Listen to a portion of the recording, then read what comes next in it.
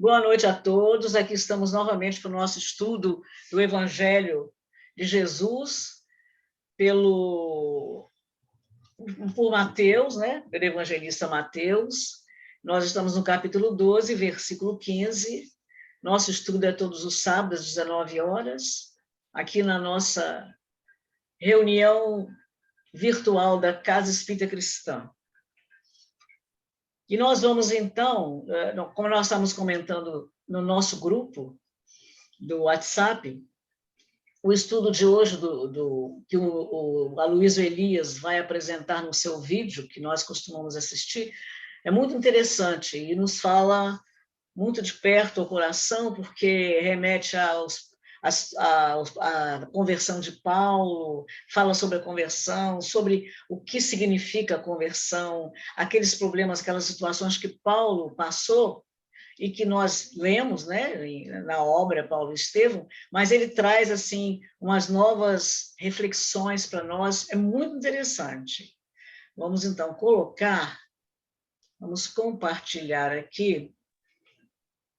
Primeiro eu tenho que sair da tela cheia.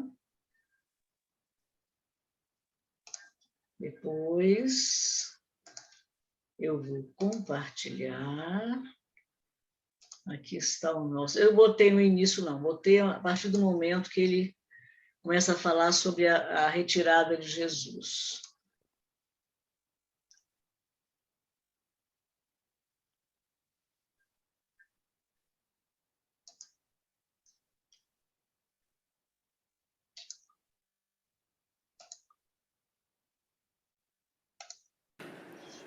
Hoje vocês viram que eu tô bem na vibe de infância, né?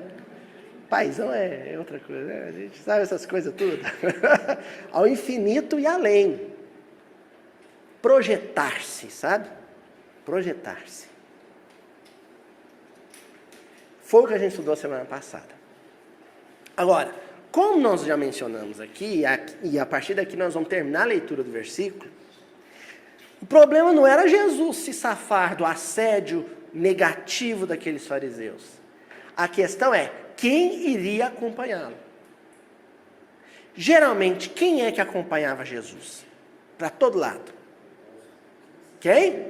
Os discípulos.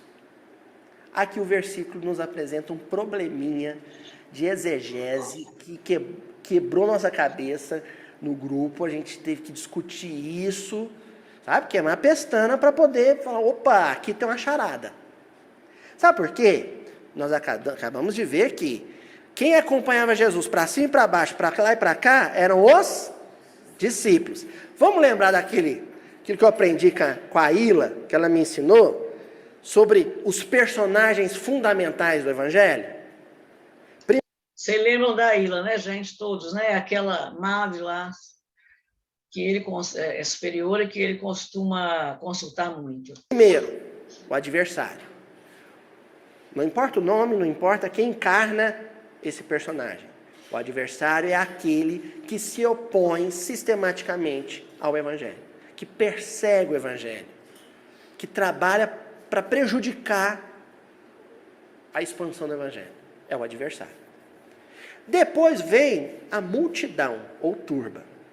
A multidão, ela não é adversária do Evangelho, ao contrário, a multidão admira o Evangelho, a multidão, viu, Ana? Vai notando que isso é as regrinhas. A multidão se encanta com o Evangelho, ela chora com o Evangelho, ela aplaude o Evangelho e nada além disso. Ela não se compromete com o Evangelho. Ela tira selfie com o Evangelho. Ela pede autógrafo para o Evangelho. Mas nada além. Zelda, não está conseguindo abrir aqui para mim. Será que está para todo mundo? Tá, acho que vocês estão enxergando, vocês estão vendo? O compartilhamento para mim não chegou dele. Agora está vindo. Sim. Estou vendo sim. Eu estou vendo. Agora está começando a vir. Ah, então tá. Às vezes é por causa da internet. Minha internet já estava meio lerda. Pode ser que a sua também esteja mais devagarzinho, não sei, é só suposição. Agora ele apareceu aqui. Para mim está normal. Que bom. Obrigado. Nada. Depois que ela se satisfaz, que ela se deleita com o evangelho que ela entende como um entretenimento, ela tira o evangelho dela e volta a viver da mesma maneira como tem vivido nos últimos séculos. Isso é a multidão, é a turma. Depois vem o discípulo. Aí o discípulo ele deu um passo além. O discípulo ele se comove com o evangelho, ele se sensibiliza com o evangelho, ele é apaixonado pelo evangelho, ele é encantado com o evangelho e permite que o evangelho o torne alguém diferente. Não é perfeito. Alguém diferente. Qual é a diferença aí no caso? Ele é um insatisfeito consigo mesmo, constantemente. O que marca o discípulo é a inquietude. Eu devo admitir que eu estou começando a ser discípula. Eu vivo insatisfeita. Gente, fiz isso errado. Meu Deus, eu tenho que tentar mais, vigiar mais. Olha o que eu fiz, olha o que eu estou fazendo. Eu acho que isso aí é um comecinho de despertar, né, gente? É verdade. Para nós, né? Para nós. Onde você entra a vigiar, e você está começando a se vigiar. Exato. Que bom, né? Já é alguma coisinha, né? Já é uma velhinha, uma luzinha na escuridão, né? Nós estamos dizendo antes que marca o discípulo é a inquietude. Ele é um inquieto. Sabe por quê? Ele não quer mais ser quem ele tem sido. Ele quer ser alguém melhor. Então ele anda atrás do mestre para baixo e para cima. Ele busca o evangelho e tenta imitar os passos de Jesus. Olha ali, ele pisou ali naquela pedrinha, eu vou pisar também, ó. Ó, aqui, ó, ele pisou com o pezinho um pouquinho para a diagonal a 75 graus. Vou fazer a mesma coisa. É o discípulo. Jesus é para ele, de fato, guia e modelo. Eu ainda não cheguei nesse ponto, não. Estou começando a prestar atenção, mas não consegui ainda pisar nos passos de Jesus. Então, eu lembrei daquele livro que eu já comentei aqui, que são 3 livros, né, que conta a vida do Pôncio Pilatos, e um deles era o Zacarias. Ele era um discípulo de Jesus, ele não era apóstolo, mas ele ia ouvir Jesus, ele ficava observando, aí ele começou a se auto-observar, ele era sapateiro. Aí ele começou a pensar nas coisas que ele tinha feito errada, que um camarada pediu um sapato e tinha só um pouco de dinheiro para pagar, ele não quis dar o sapato para o camarada, e o camarada precisava do sapato, ele começou a se analisar, né? E foi quando depois, mais na frente, Jesus pediu um favor para ele, que era para acompanhar a vida do Pôncio Pilatos. Ele nem sabia o que ia acontecer, mas ele aceitou. É muito linda a história. Exatamente. Quando ele aprender a andar tal qual Jesus, apesar de Jesus ainda estar na sua vanguarda, porque ele é o mestre, ele vai poder andar por conta própria, porque o padrão já foi estabelecido. O paradigma já foi consolidado. Então Jesus vai poder dizer para ele, olha, agora você vai sozinho, em meu nome. Aí ele recebe um outro título, em grego, apostolai, mensageiro. Ele passa a ser um apóstolo. Tanto que na narrativa evangélica, enquanto lá os 12 estão atrás de Jesus dando mancada, é discípulo. Com o Pentecostes, a crucificação de Jesus e depois o Pentecostes, eles passam a ser descritos, por exemplo, no Atos dos Apóstolos, como apóstolos, que eles são enviados. Já falei isso em episódios lá no início da série, para o pessoal que está na internet, né? O pessoal da reunião já me viu falar isso aqui algumas vezes. Por que eu estou recuperando aqui? Porque esse versículo propõe uma charada para a gente. Olha só. Seguiram-no turbas numerosas, e ele curou a todos. Opa, espera aí. Vamos destacar o seguiram? É a palavrinha de hoje? Que a gente vai estudar no miudinho, minuciosamente, seguiram. A Ju vai pôr aqui no cantinho da tela, lá sublinhado. Seguiram-no. Tá. Geralmente, quem é que seguia Jesus? Mas a narrativa aqui diz que quem o seguiu foi uma turba numerosa. E agora? Tem um negócio esquisito aí. Turba não segue Jesus. Turba aplaude Jesus.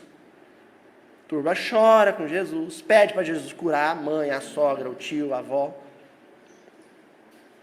Mas seguir Jesus, e aqui bem no sentido que nós estamos abordando, que é de tê-lo como espelho, imitá-lo, dentro das possibilidades, turba não faz isso.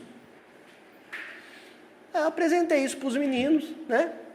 Para o Rogério, para o Paulo André, para a Ilha, para o Arthurzinho. Apresentei para os meninos, falei, oh, e aí, gente? Está dizendo que a turba seguiu Jesus. E agora? Vou dar essa pausa dramática aí para vocês pensarem. O que está dizendo aí nesse versículo? Se turba não segue Jesus.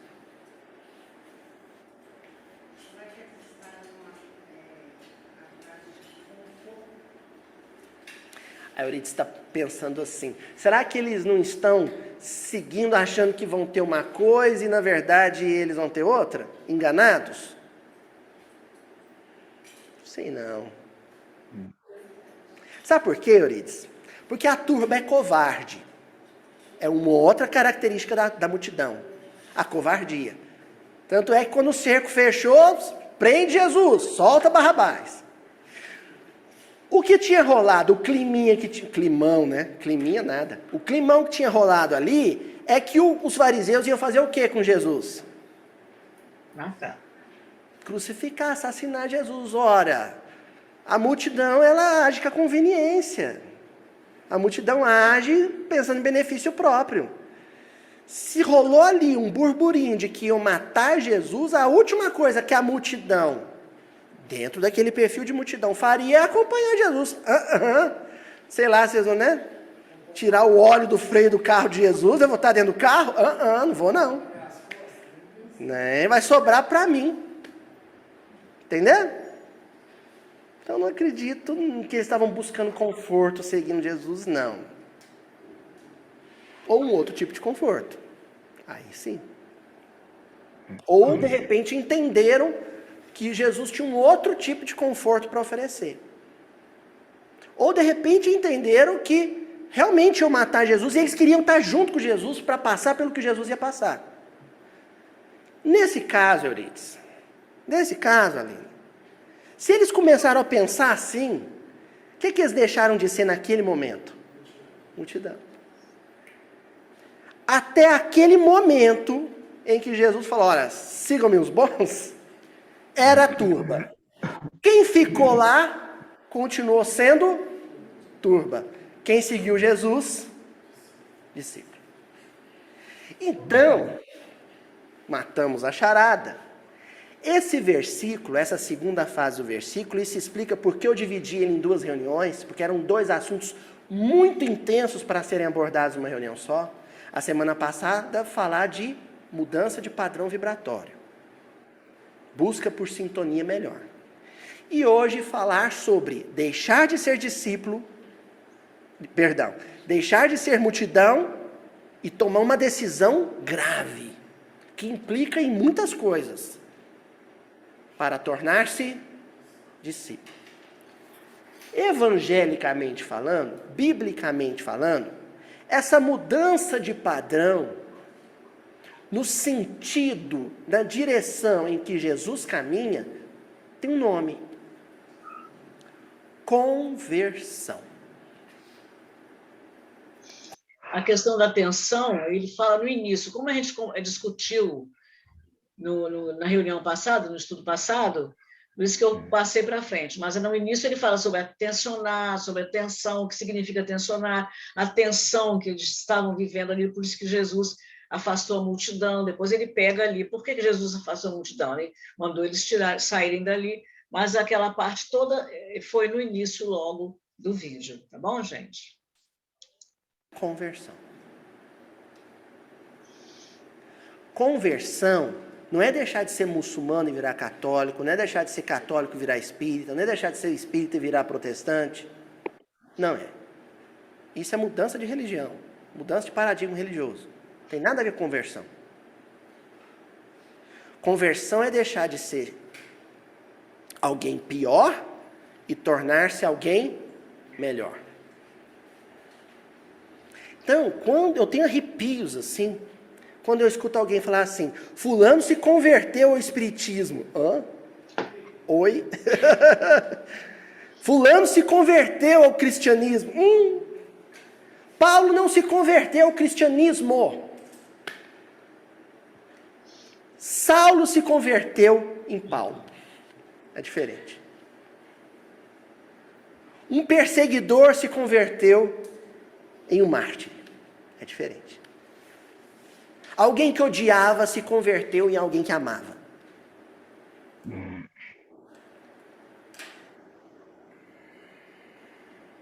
Isso é conversão. Conversão é deixar de ser perseguidor e se tornar multidão, admirador. Conversão é deixar de ser multidão, mero admirador, e se tornar seguidor, discípulo. Deixar de ser um aprendiz e assumir grandes responsabilidades, se tornar apóstolo. Isso é conversão. Conversão é mudar de patamar. É ascender, é projetar-se. Aí o senhor César está lembrando de um ícone. Só que o Paulo, gente, como diria minha mãe do coração, Dona Marion, mãe do Luizinho, ele é fora da casinha, né? Sabe, ele é fora da curva. Porque o Paulo é aquele cara que ele fez que nem o incrível Hulk, ó, anota mais essa. Ele saltou, mas para a estratosfera. Ele sai da condição de perseguidor e vai direto para a condição de apóstolo.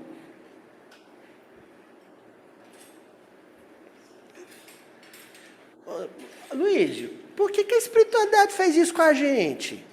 Colocou de referencial um cara que vai, sabe, do 9 para o 90. Por quê?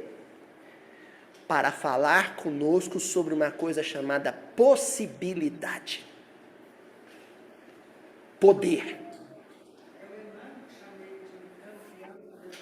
Exatamente. É óbvio que se amanhã eu me decidir, depois de muito tempo, muito meu cardiologista falar comigo, que eu devo praticar caminhada, é óbvio que eu não vou correr que nem o Usain Bolt. É óbvio que não. Mas o Usain Bolt, eu vou arrumar um pôster dele, pôr no meu guarda-roupa, e olhar para ele só para dizer, é possível. Um homem consegue correr a 40 km por hora. Se um homem consegue, um ser humano de carne e osso, que nem eu, consegue correr a 40 km por hora, eu consigo correr a 5. E aí eu começo um treinamento intenso, correndo a 1 km por hora, para daqui 1 ano eu correr a 5 km por hora. E depois, a 10. E depois a 15. Me aguardem. Possibilidade. O exemplo de Paulo é para mostrar que é possível. Se um cara que era verdugo, perseguidor, adversário do evangelho, conseguiu, em míseros 30 anos, chegar à condição de apóstolo de referência, apóstolo entre os apóstolos, eu não vou conseguir, em 300 anos, deixar de reparar na roupa que a vizinha foi no casamento? Consigo. Com algum esforço eu consigo. Entendeu, Tânia? Por isso é que eu separei como primeira leitura aqui esse grande exemplo de conversão. No momento M, no dia D, na hora H, em que essa conversão se inicia. Tem gente que acha que conversão é isso aqui, ó. Eu tento, pelejo para encontrar onde é que eu vi o Emmanuel dizendo, em qual livro eu li, não consigo. Se alguém da internet puder ir me dar uma força. Mas eu lembro bem do Emmanuel dizendo que não acredita em mudanças repentinas. Emmanuel dizendo isso. Que a natureza não dá saltos. Exatamente. Ele levou 30 anos, né, até conseguir, no Exatamente. final, A natureza não dá saltos. Então, o Paulo já tinha uma bagagem espiritual em que Jesus podia confiar nele. Ele tinha aquela possibilidade, ele já tinha alcançado isso. Não foi de uma hora para outra e numa só reencarnação. Perfeito. É isso mesmo. Eu estou tentando melhorar nessa encarnação. Estou engateando ainda. Meu filho, é assim mesmo. Imagina há quanto tempo nós estamos tentando. Isso mesmo. Mas a gente tem que pensar que nós temos milênios também, né? De tempo de caminho, digamos assim, no lado errado, né? E agora, de alguns, sei lá quantos anos nós temos de cristianismo, né? E que, pouco a pouco, a gente vai assimilando, né? Primeiro as mensagens do Cristo e, pouco a pouco, a gente vai, né, melhorando aqui, um pouquinho ali, até um belo dia, uma encarnação, você já vai nascer com aquela bagagem toda, pronto para dar um salto, né? Isso aí. Como fez Paulo. Talvez não tanto como Paulo, mas algo mais, um pouco mais, né? Mais difícil, mas mais, né? É verdade. É. Mas realmente a pessoa já vem com a bagagem, né? Com certeza, né? Com certeza. Esses expoentes assim, né? Já visita do Sandro aqui, ó. Sandro Landolfo. É o Sandro, esse? Nossa! Gente, não identifiquei, não. Ele está mais parecido com o Humberto, hein? Gente, Sandro foi meu aluno na evangelização. Meu Deus do céu! Tudo beleza aí, Sandro? Tudo bem, meu filho? Tudo ótimo. Coisa boa te ver. Beijo grande. Beijo. Quando acabar essa loucura aí de pandemia, eu vou fazer uma visita lá. Vai lá, vai sim, aparece lá. Na sexta-feira já está tempo. Isso, Chico. Fala aí, Chico. Seu pai já esteve lá ontem, seu pai e Kátia. Tô sabendo. Pois é. Porque agora... Vamos continuar que ele vai escutando aí. Tudo bem, vamos lá, vamos prosseguir. Fala, Chiquinho, o que você falar? Não, estou só lembrando a ele que as reuniões de sexta-feira estão sendo com lugares marcados, né? Então tem que entrar no site para reservar o seu lugar. Definir antes, né? Ok. Cumprindo os protocolos. Que se inicia hoje, tem um marco. Com o caso de Paulo, o marco de conversão dele é o encontro com Jesus às portas de Damasco. É um marco. Mas é uma conversão que dura 30 anos. E ele é um fenômeno, porque em 30 anos chega onde chegou. Vocês sabem que eu fui pegar o livro, comecei a fazer as contas de todo o tempo de Paulo. Os 3 anos no deserto, mais os 3 anos lá em Tarso. Depois, eu fui fazendo as contas e cheguei à conclusão dos 30 anos. Depois que eu vi eles comentando que realmente foram 30 anos que ele ficou, a partir do momento da porta de Damasco até a morte dele, né? A redenção dele. Um fenômeno. Vamos ver esse momento, o marco. Inclusive, ele começou com o quê? Uns 30 anos aproximadamente, e foi até 60. Muito jovem, né? Mas naquela época, a qualidade de vida, né, também era bem inferior. E ele andava a pé, hein? E ele tinha um monte de problemas de saúde causados, inclusive, pelos excessos, pelos maltratos, pelas pancadas que ele recebia, pelos açoites, pela fome que muitas vezes ele passou, né? Pelas inúmeras dificuldades. E isso aí minou muito a saúde dele. Tanto que o próprio Emmanuel comenta que, eu não me lembro, um dos personagens que não via Paulo há alguns anos, acho que foi o próprio Pedro, se surpreendeu quando viu Paulo 3 anos depois, que ele já estava totalmente modificado. Ele era um rapaz bonito, né? Segundo Emmanuel conta, atleta, né? Ele era vencedor de corrida de biga, ele tinha cavalos bonitos, uma condição social e física muito boas. A partir do momento em que ele abandonou todas essas regalias e passou a seguir Jesus, quantas vezes, vocês se lembrarem bem do livro, quando ele passava de uma cidade para outra, eles passavam fome no caminho porque não tinham que comer. Às vezes era um local árido, ficavam buscando frutas, né? Algumas coisas, alguns tipos de ervas comestíveis, e eles passavam fome, passavam dificuldade. E ele teve febre, né? Ficou doente, acamado em algumas situações. Então, isso aí tudo foi minando a saúde física dele, embora a saúde mental, até o último momento, estivesse absolutamente equilibrada, serena, né? Em harmonia com Jesus. Fala. E ele tinha acesso a essas regalias, né, mas ele abdicou voluntariamente. Ele poderia ter reivindicado essas como cidadão romano, como, enfim, os títulos que ele tinha, ele poderia ter reivindicado os recursos, né? E ter seguido com os recursos que ele dispunha, mas ele voluntariamente ele preferiu se desvincular de tudo aquilo, né? Com certeza. Exatamente, isso aí. Lembrando, inclusive, Marcelo, você lembra bem dessa parte que nós estudamos juntos, que quando ele foi a Tarso e foi visitar o pai, e ele já estava sem recursos, e o pai ofereceu para ele, né? O pai não aceitou e ele foi embora. E quando ele já estava fora da casa, já caminhando na rua, um servo do pai correu atrás dele e disse: seu pai mandou. Ele teve, inclusive, o ímpeto, ainda do orgulho, né? de recusar. Mas ele pensou, não, eu preciso. Isso, para mim, agora é um tesouro, né? É muito valor.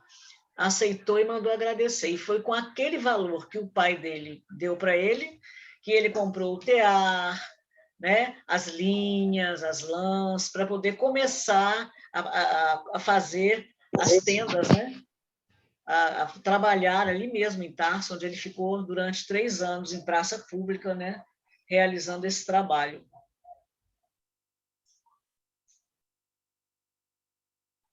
Isso mesmo. Então, lá no livro Paulo e Estevão, na primeira parte, no capítulo 10, que é o capítulo que encerra a primeira parte, né? No caminho de Damasco. Ele, Saulo, ainda era Saulo, era a ovelha perdida no resvaladouro das teorias escaldantes e destruidoras. Ponto. Ovelha perdida. Ele era a ovelha perdida.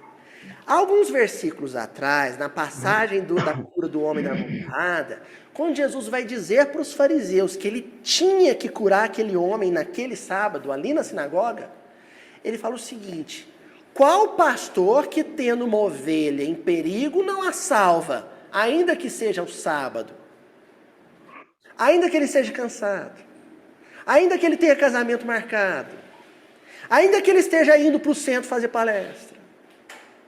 Se alguém surge com uma necessidade, você atende essa necessidade. E ele dá o exemplo da ovelha.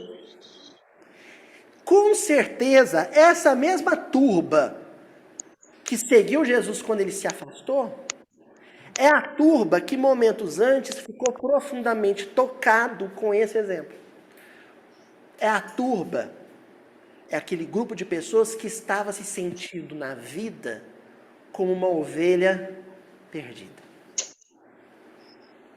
Na hora que Jesus deu esse exemplo, falou assim, é como eu me sinto. Ele é o pastor. Olha o que o Emmanuel diz no Paulo Estevão. Jesus era o pastor amigo, que se dignava fechar os olhos para os espinheiros ingratos, a fim de salvá-lo carinhosamente.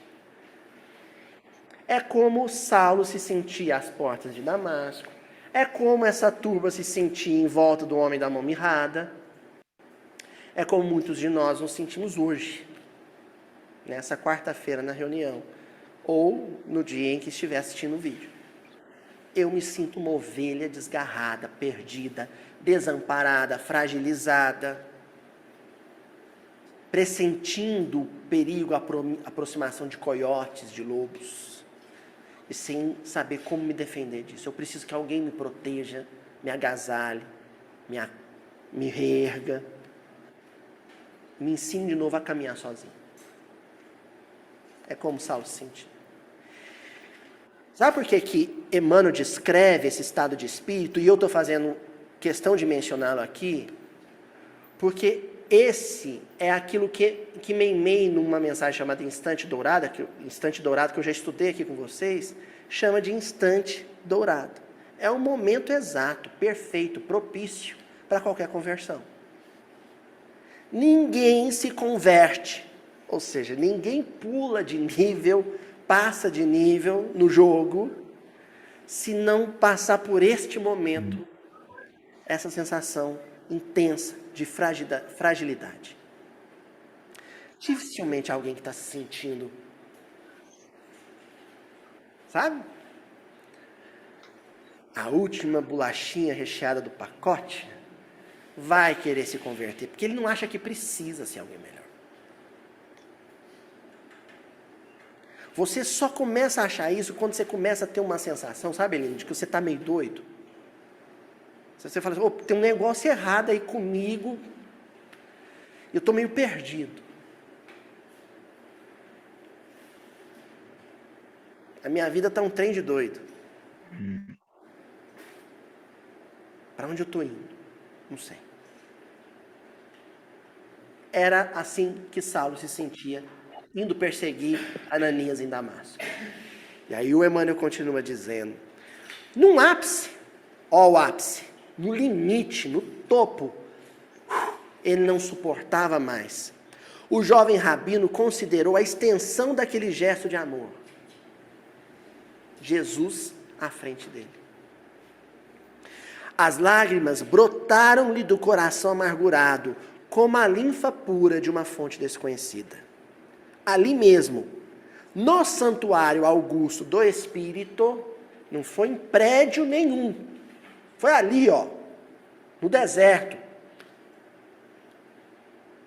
Mas um processo que aconteceu por dentro, intimamente. Fez o protesto de entregar-se a Jesus para sempre. E foi uma coisa do íntimo, não foi de boca para fora. Ele fez um juramento, assinou ali um tratado, um compromisso, um contrato, de entregar-se a Jesus para sempre. Primeiro na condição de discípulo, mas isso em Paulo é muito rápido, né? É o tempo ali dos 5 anos que ele passa, né? Ali entre Damasco, o oásis de Dan, Jerusalém, vai para Tarso. Quando ele já vai para Antioquia, ele já vai como apóstolo. E dali em diante até desencarnar, e depois desencarnar, e até hoje, um excelente apóstolo. Ele faz esse protesto ali, é o momento de conversão dele. Com certeza a turba, a multidão que estava com Jesus na sinagoga ali, enquanto Jesus conversava com os fariseus, na hora que ele fala, olha, eu sou o pastor, esse homem é a ovelha, e eu vou curar ele porque ele precisa hoje, não é amanhã. Nossa Senhora, eles se entregaram, caíram de joelho, ele falou assim, é com ele que eu vou. Onde você for, eu vou atrás. Conversão. Desconfio eu, o Evangelho não diz isso, mas eu desconfio que até algum daqueles fariseus entrou no bolo. Por que não? Paulo não fez isso? Ele não era um fariseu? Acho que até um daqueles fariseus xaropão, que estava ali, sabe? perturbando Jesus e os discípulos, ficou tão comovido que falou assim: eu também vou com o Senhor. Eu não quero mais matar o Senhor, não. Eu quero morrer em nome do Senhor. Não é o que aconteceu com Saulo?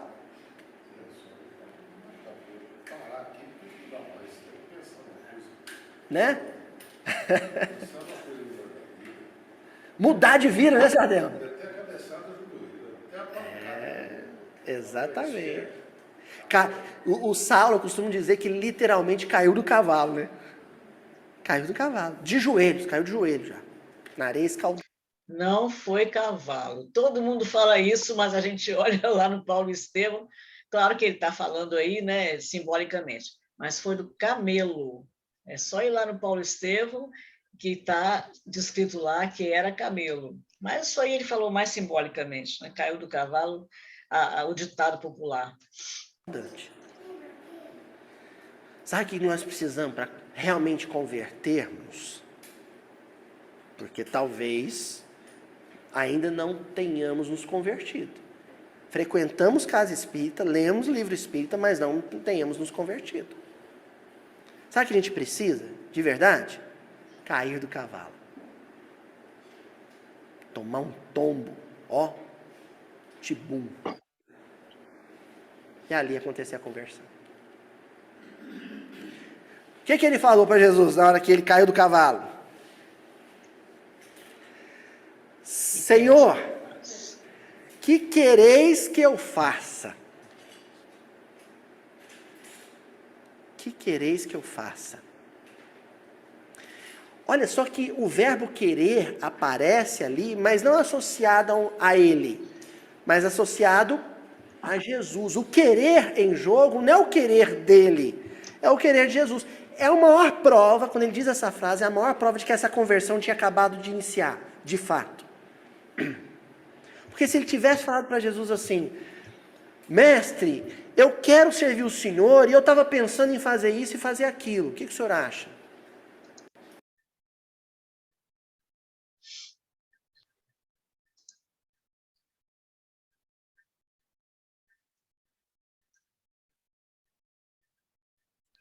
Parou aí, Gisela. Espera aí. Eu parei sem querer. Converteu não. Vai ser mais um cristão de multidão. Mais um da multidão de cristãos que estão por aí. Que admiram Jesus, mas só fazem o que querem. Quando ele fala, o que quereis que eu faça, é entrega absoluta.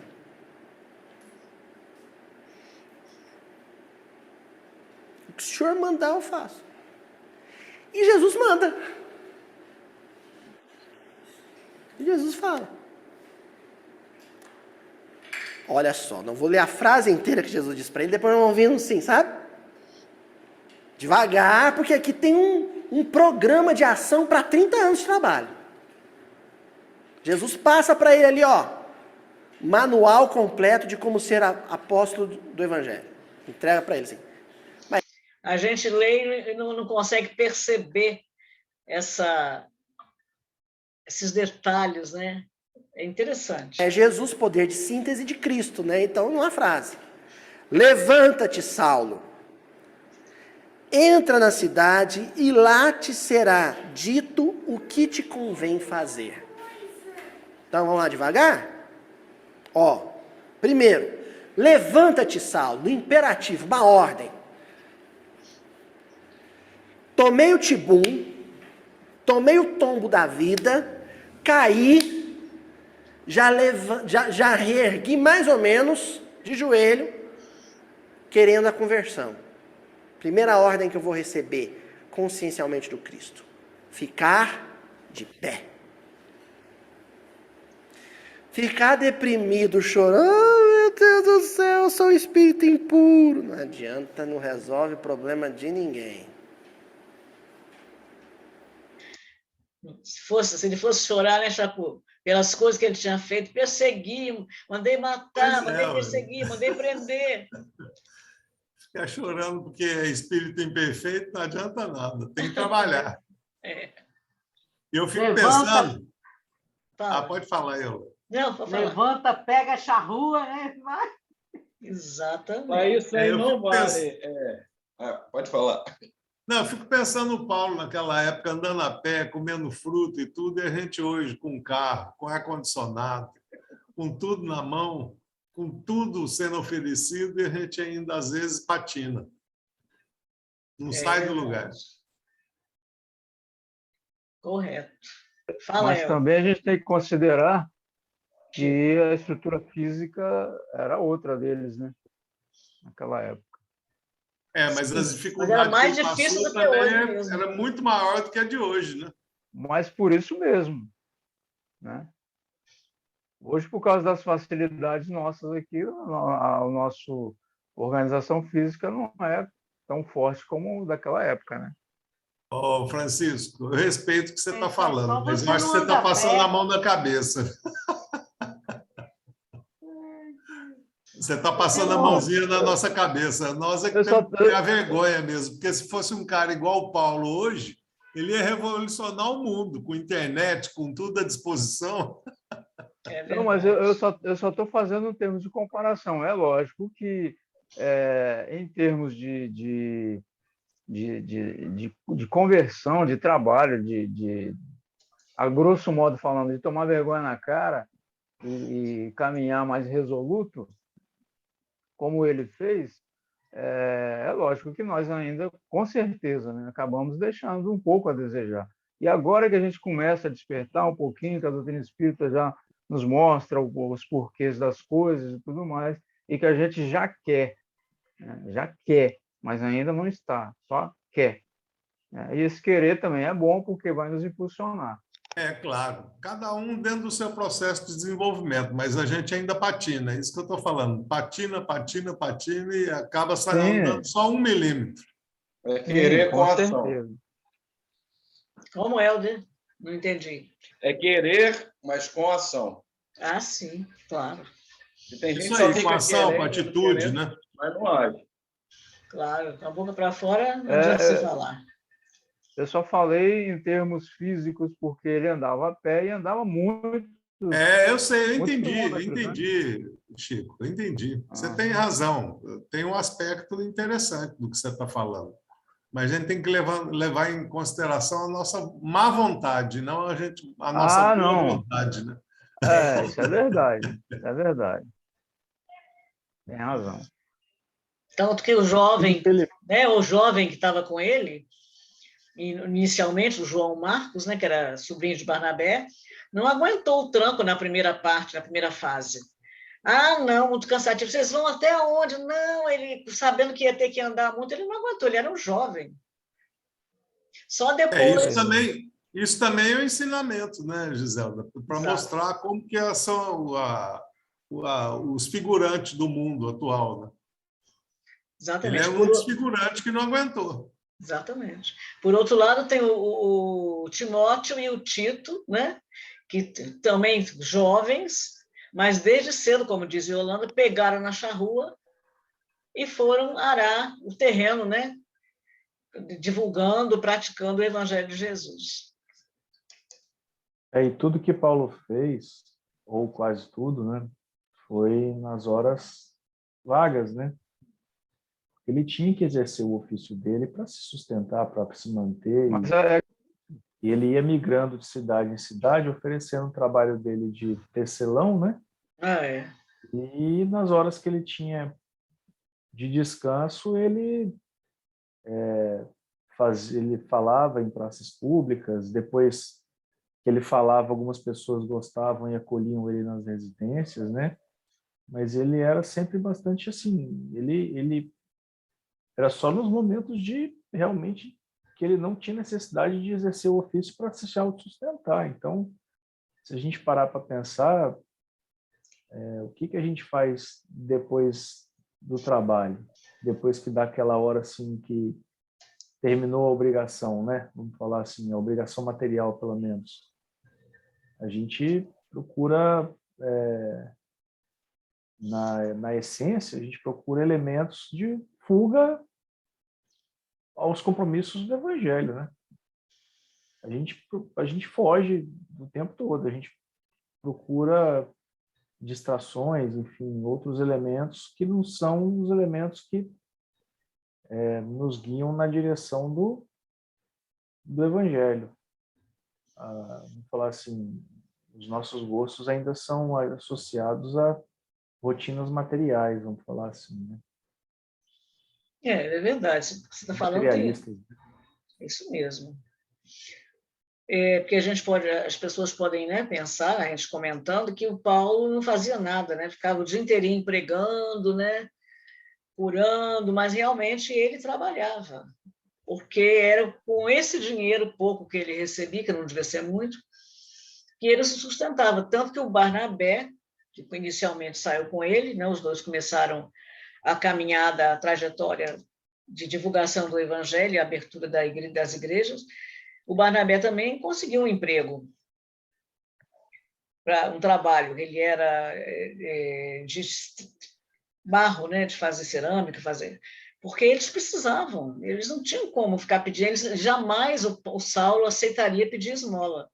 Com a índole que ele tinha, com a educação que ele recebeu, ele era um lutador, ele era um batalhador, um guerreiro. Então, ele não iria aceitar isso. Então, E era trabalho pesado, não era trabalho leve, não. Era o trabalho que ele estava acostumado, era o trabalho de estudo, de disciplina com estudo, com os debates, enfim, nas sinagogas, né, no sinédrio. E o trabalho que ele estava exercendo ali já era um trabalho bem braçal, bem bruto, né? Emmanuel fala da palavra bruto, né? Um trabalho bruto, né? Na essência da palavra que ele exercia. Então ele tinha um desgaste físico grande com o trabalho dele ao longo do dia. E mesmo assim, no final do dia, ele ainda se propunha a ler o Evangelho nos primeiros anos, né? E depois ele passou a debater com pequenos grupos de cristãos que ele acabava se afinizando, e depois ele passou a divulgar, né? Então, assim, a gente, só para a gente refletir, né, em relação ao que a gente faz, eu penso muito nisso, assim, o que a gente faz, né? O que eu faço depois do trabalho? A gente fica buscando, muitas vezes, rotinas mais materialistas, que é uma fuga vamos falar assim, é uma válvula de tentativa de fugir mesmo, né? Daquilo que a gente estuda, que a gente tem a capacidade de exercer, né? A gente usa a palavra de lazer, como se fosse lazer. Olha a dificuldade. Como a gente tem que peneirar tudo. Antigamente, naquela época, se escutava, tinha poucas informações, e as que a gente conseguia ter, a gente tinha que peneirar bastante para ver o que era verídico ou não. Hoje, invertida a posição, nós temos muitas informações em excesso, nós temos que peneirar também para ver o que vai nos atender ou não. Como a situação muda de um jeito, mas acaba caindo na mesma situação. Lembrando que existe um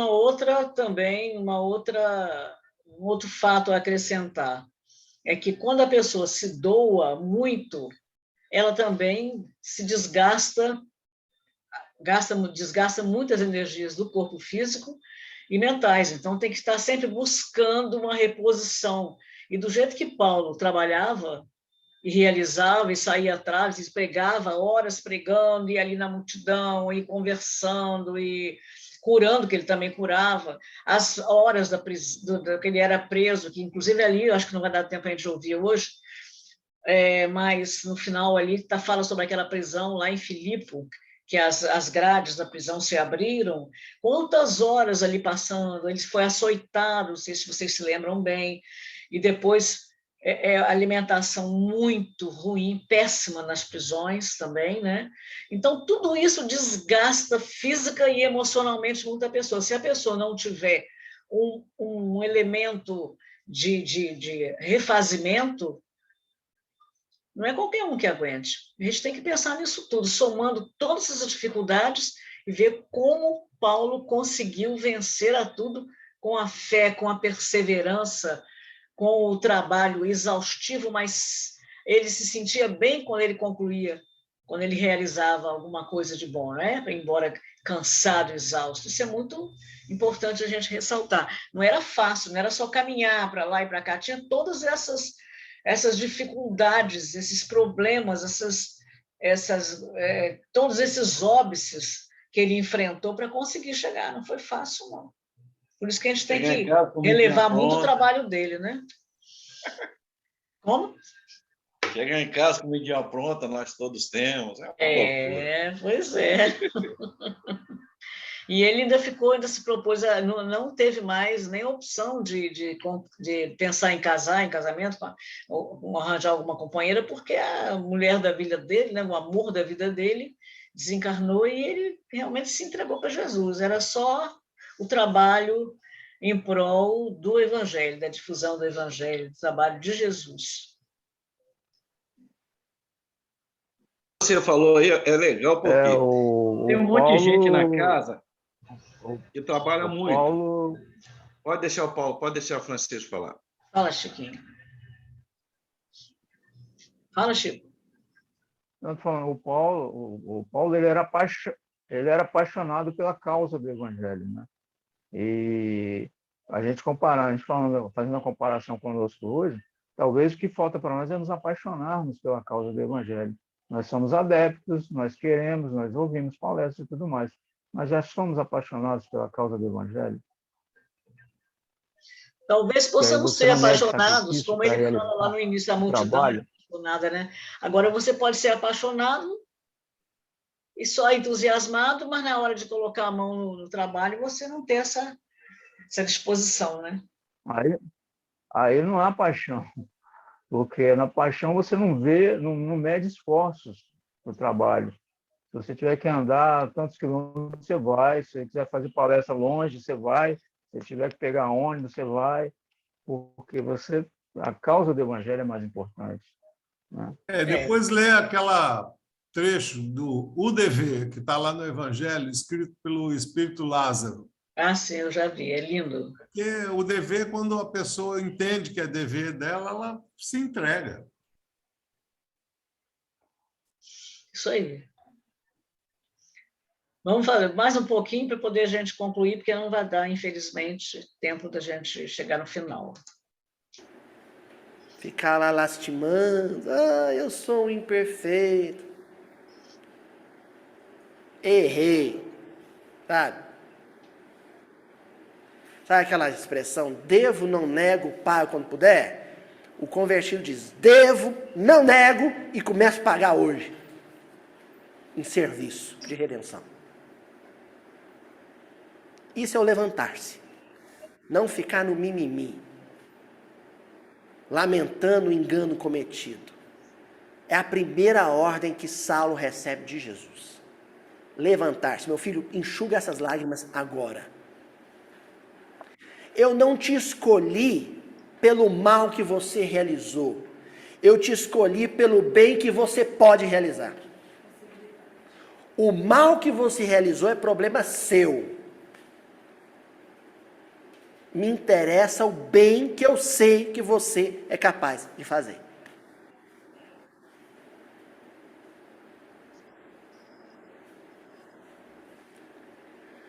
Entra na cidade. Entra na cidade. Cidade é um lugar que tem pouquíssimas pessoas, não é? Olha que interessante. Jesus não podia ter falado para Saulo assim, corre para o oásis de Dan. Vai lá que tem duas pessoas, gente boa lá, Áquila e Prisca, eles vão te fazer um bem danado. É essa a ordem que ele recebe de Jesus?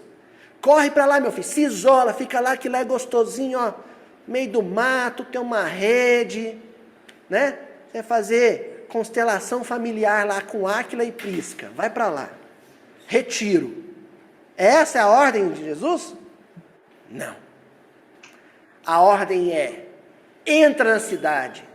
O que equivale a dizer? Vai conviver, vai entrar em atrito com gente.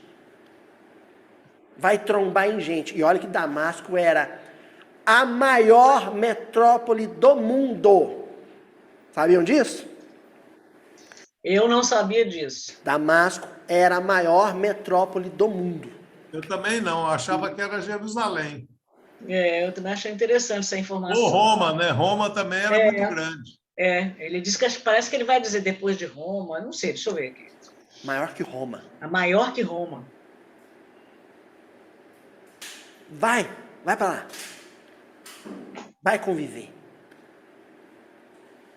Em seguida, e lá, quando você estiver convivendo com os outros, sem se esconder, te será dito o que te convém fazer.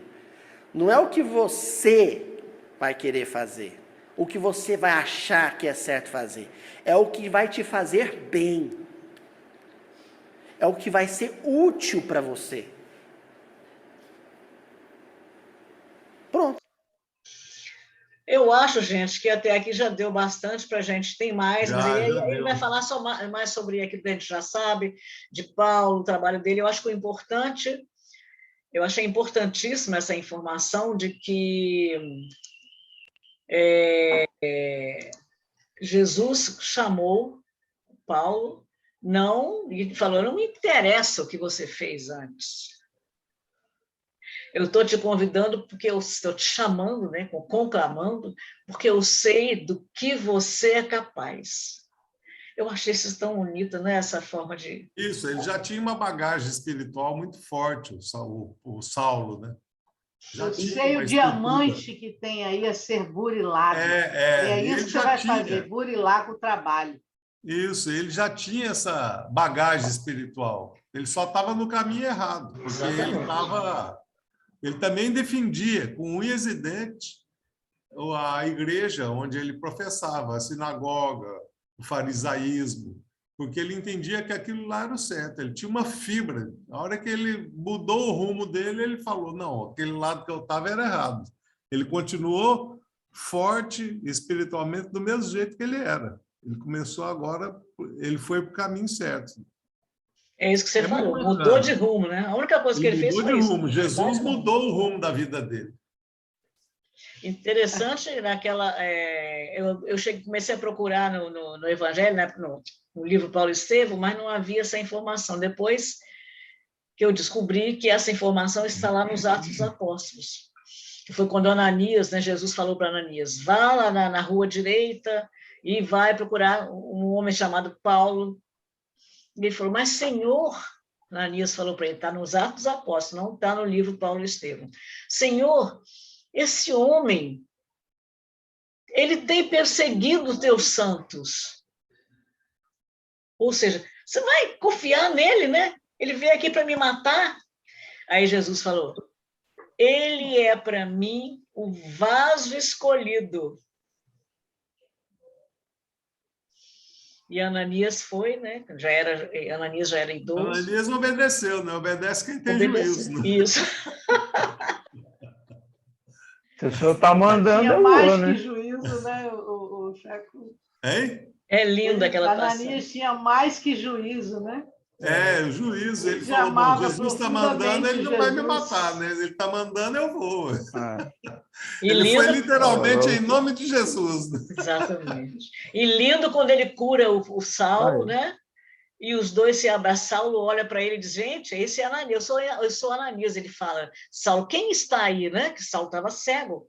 Eu sou Ananias. E ele, olha o que Jesus fez, ele pensou imediatamente. Me mandou aquele que eu estava perseguindo, que eu vinha prender para matar. Ele procurou ele para matar. Não é? E ele, então, quando foi curado por Ananias, ele olhou para Ananias, olhou para aquele velhinho, né, com aquela aparência maravilhosa, e não teve um momento de hesitação. Abraçaram-se os dois. É uma das cenas que eu derramei muitas lágrimas de emoção. É muito lindo, né, gente? Eram dois antagonistas, né? E ele acabaram ficando irmãos, né? Exatamente. O mesmo ideal. Ele que introduziu o Saulo ali no futuro cristianismo, que eles ainda não tinham esse nome cristianismo, né? Ali na casa que era alugada para ele pregar, e tinha as pessoas que compareciam, onde ele pregava o evangelho de Jesus, curava, que Ananias também curava, né? Se eu não me engano, acho que foi Ananias que ensinou a Abigail, né? Deu instrução sobre o Evangelho. Foi Ananias, então, por isso que ele estava querendo prender Ananias, porque ele achava que Ananias era ela contou para ele. Ela contou para ele que estava aprendendo o Evangelho com Ananias, ele ficou irado. Aí ela falou assim, Gesiel apareceu para mim no sonho e falou que Jesus espera muito em você. Aí ele falou, não é possível, esse Cristo me persegue. É isso que é interessante, né? Eu estava comentando aqui em casa outro dia. Gente, Saulo, ele ficava o tempo todo falando, mas por que esse homem fica sempre aparecendo no meu caminho? Por que esse Jesus, onde quer que eu vá, porque ele esse aparece, Nazareno, ele né? se intromete. Esse carpinteiro e Nazareno. Exatamente. Ele chamava de carpinteiro Nazareno. De carpinteiro Nazareno. O menor respeito, né? Foi preciso aparecer, porque não adiantava, ele não ouvia, não percebia, não escutava. Mesmo saindo da boca da noiva dele, o Gesiel apareceu para mim no sonho e falou que Jesus espera muito em você. Ele não acordava, ele não queria de jeito nenhum. Eu fico pensando, né? Eu fico pensando quando Jesus diz para Ananias, e lá Ananias fala assim, mas aquele que persegue os seus santos, né? E aí eu acho que Jesus falou assim, agora que nós vamos ver se ele converteu. Ele está procurando essa ovelha para sacrificar, eu vou botar na mão dele. Vamos ver aí o que ele vai fazer. Vamos ver se ele obedece. E olha o que nós mesmos estamos falando aqui. Vamos ver, porque ele poderia falar, está aqui, aí em vez de matar, ele abraçou, né? Acabou. Mas olha o que nós mesmos estamos falando, né? O Saulo teve todos as ferramentas, né? Todos os sinais necessários para ele parar e refletir, tentar entender o que estava acontecendo e ele não foi capaz porque o estado mental vibracional dele era outro, né?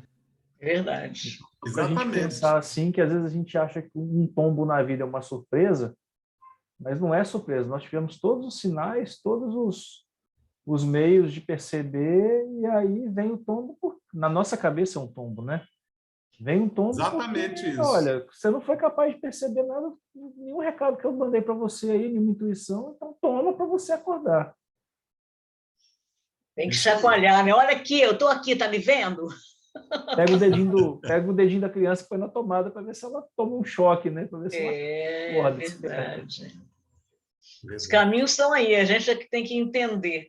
Né? As chamadas, os chamamentos estão constantemente, diariamente, para a gente, né, captar. Gente, vamos terminando aqui. Fala, Chaco. Se eu não me engano, foi num vídeo que o Luiz Elias falou sobre Ismael. Parece que ele falou que Ismael foi o fundador do mundo árabe, né? Fundador da Síria. Foi, né? Da Síria, inclusive.